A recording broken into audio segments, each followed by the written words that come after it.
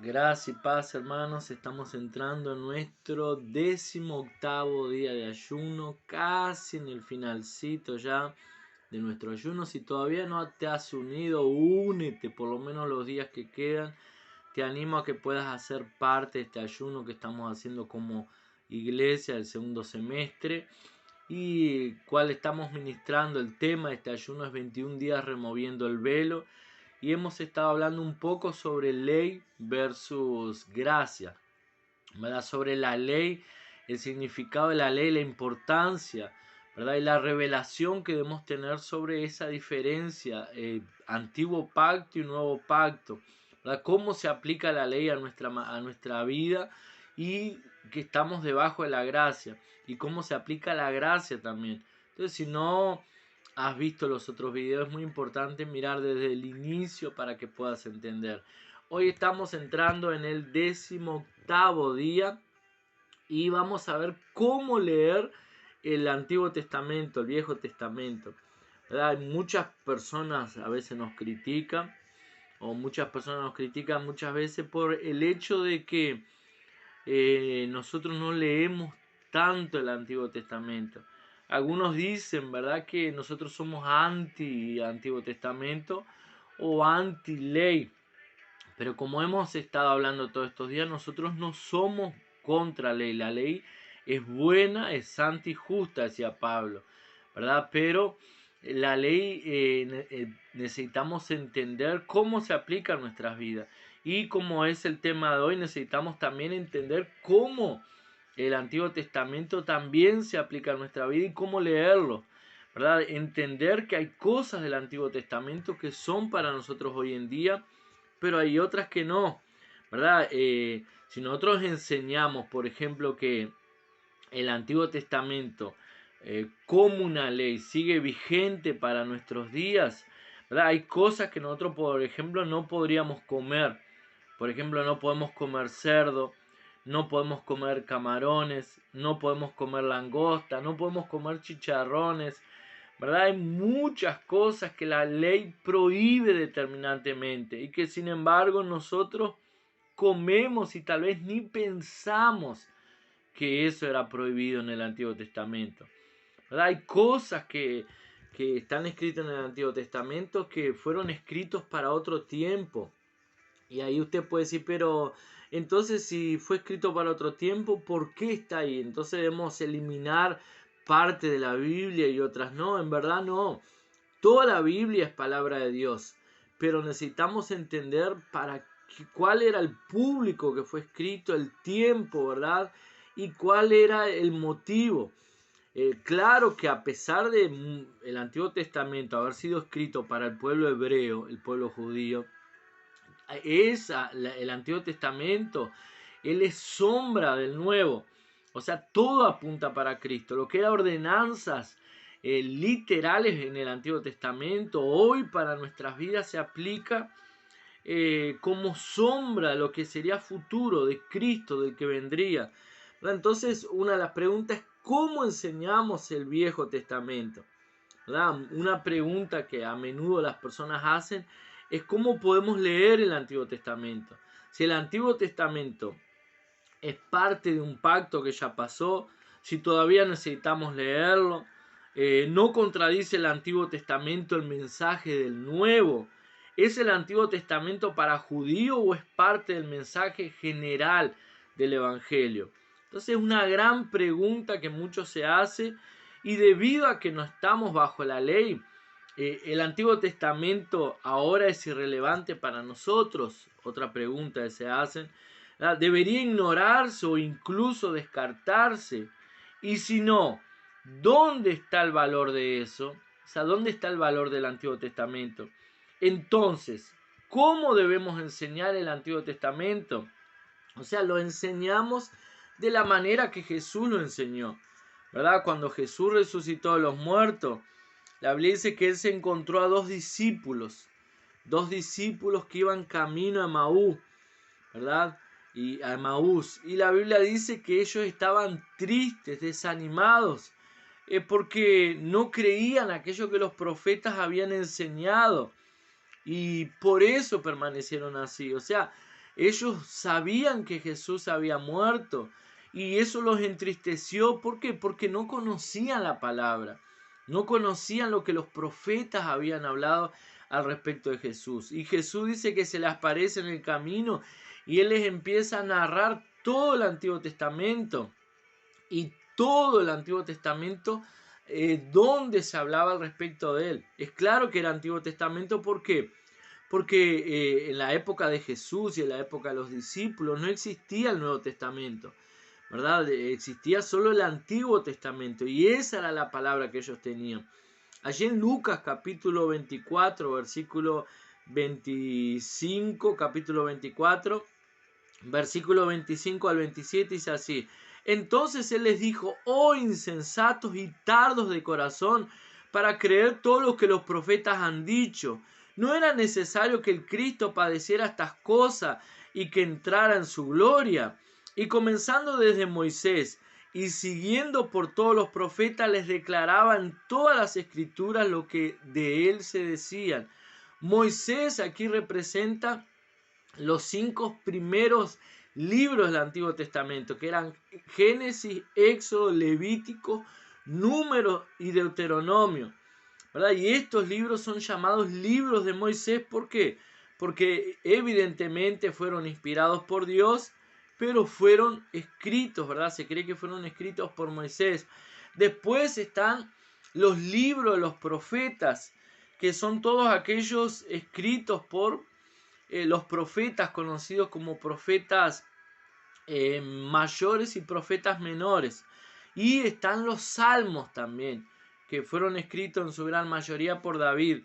Para aquellos 5 libros del Antiguo Testamento, conocidos como los libros de Moisés, son conocidos también como el Torá, que eran los 5 libros del Antiguo Testamento, que es la Biblia que hoy los hebreos, los judíos, ¿verdad? La religión judía y los judíos tienen hoy. O sea, la Biblia que ellos tienen es la Torá, que son los 5 primeros libros ahí del Antiguo Testamento.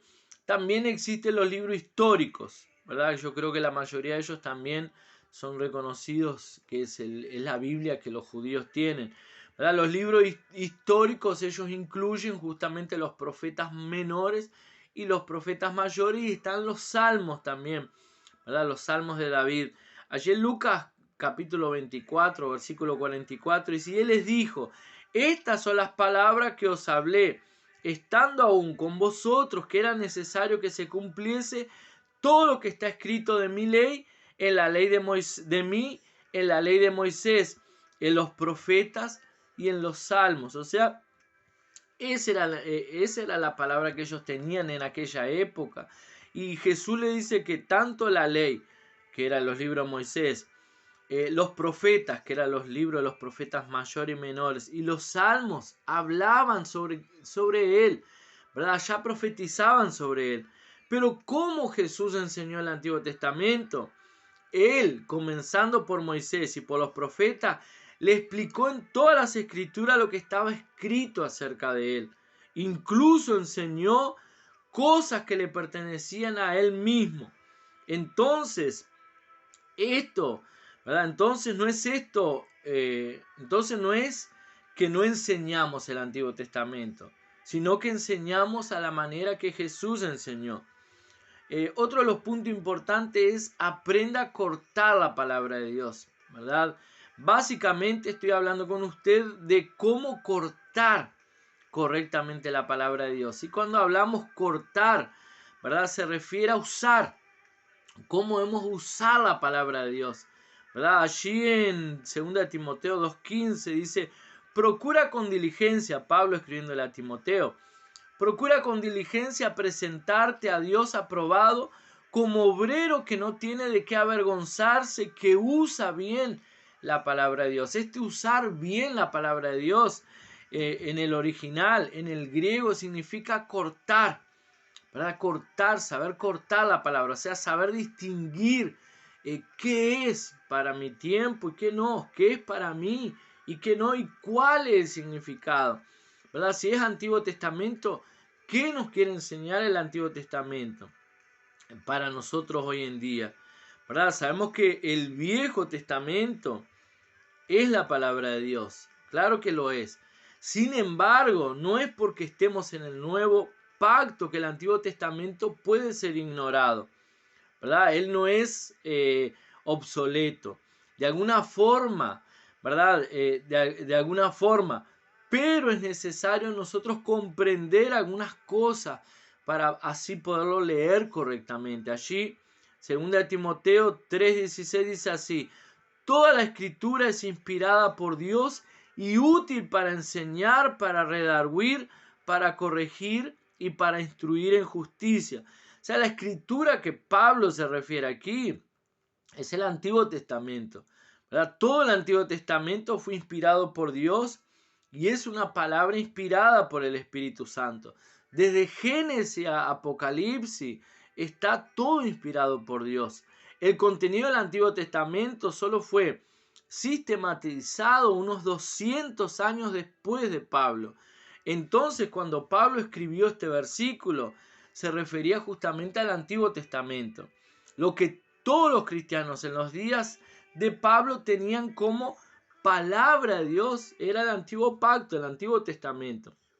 Y es muy importante ver algunos principios que hay en el Antiguo Testamento para nosotros. Por ejemplo, en el Antiguo Testamento nosotros vemos cómo la Biblia habla respecto a la raza humana, cómo nosotros llegamos aquí y cómo fuimos hechos por Dios. También aprendemos al respecto de la rebelión de Adán y Eva contra Dios y cómo el caos llegó por causa de esa rebelión. También vemos el corazón del Dios misericordioso al buscar relacionarse con Israel. En los Salmos, por ejemplo, vemos un hombre conforme al corazón de Dios, David, clamando a Dios y confiando en Él. En Proverbios descubrimos también la sabiduría de Dios y por qué es mucho mejor que la sabiduría humana.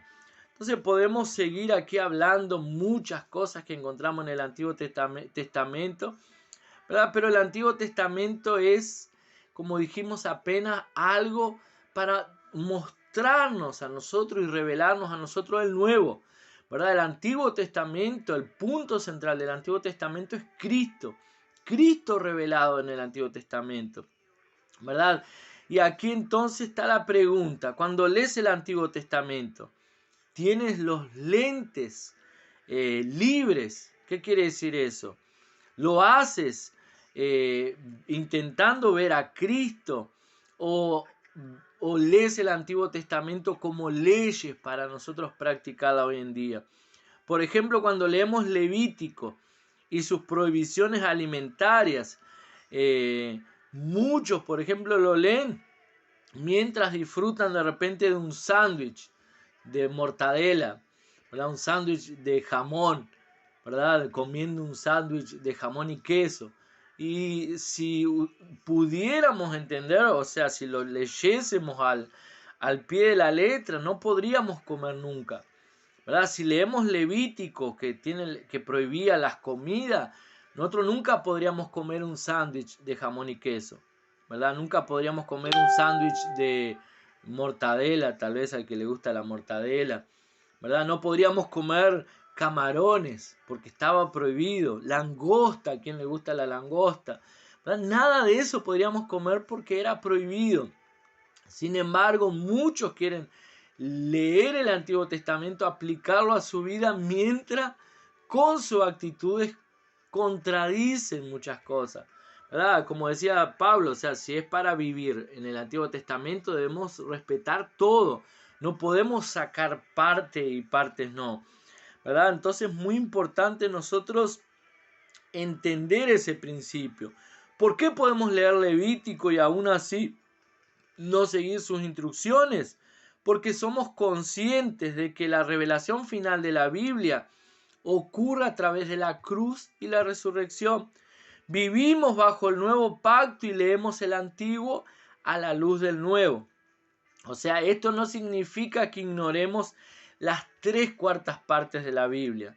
Simplemente significa que debemos reconocer la diferencia entre el antiguo y nuevo pacto.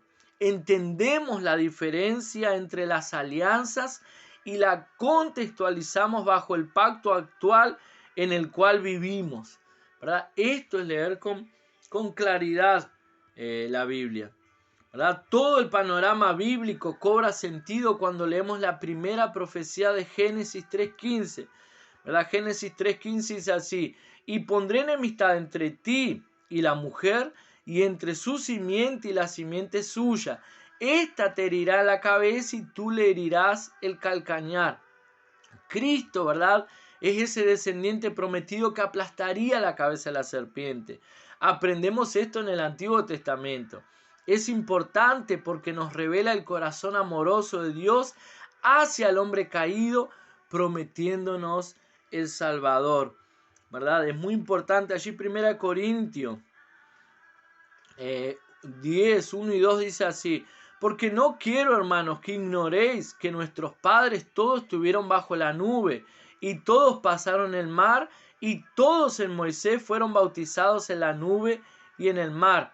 ¿Verdad? Aunque es una historia bíblica literal, para nosotros es una gran alegoría espiritual. Por ejemplo, Egipto simboliza el mundo, Faraón significa el diablo, el cordero que fue inmolado y que su sangre fue puesta sobre el dintel de las puertas apunta para Cristo, su sangre derramada que protege nuestra casa de la muerte, nuestros hijos, nuestra familia, nuestra vida, ¿verdad? La columna de fuego representa el bautismo con el Espíritu Santo. El mar que se abrió representa el bautismo en las aguas. De modo que todo el Antiguo Testamento apunta para Cristo y su iglesia.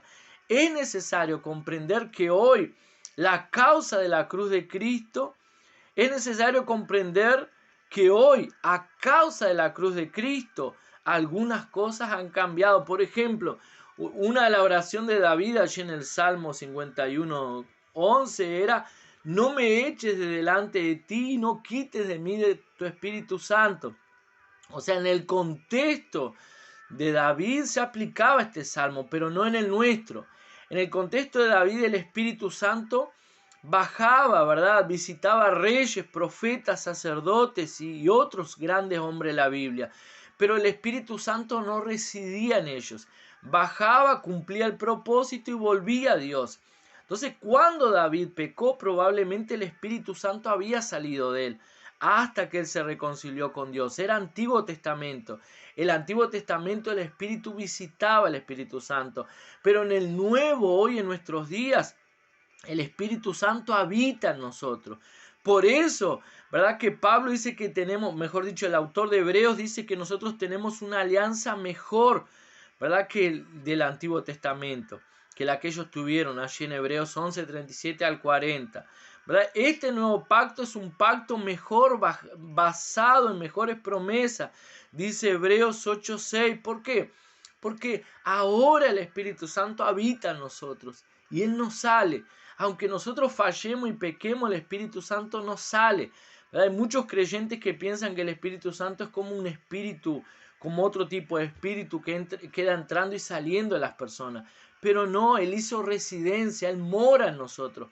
Él tiene residencia permanente. En el Antiguo Testamento no sucedía así. Por eso es que el salmista oraba así, diciendo: Señor, no me eches delante de ti, ni quites de mí tu Santo Espíritu. Pero esa oración no se aplica para nosotros hoy.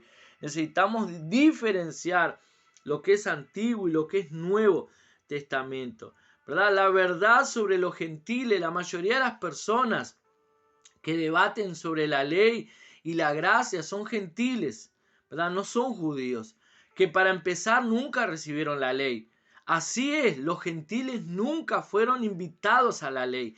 La ley fue dada a Israel. Efesios 2:12 dice que nosotros los gentiles fuimos excluidos de la ciudadanía de Israel y ajenos al antiguo pacto.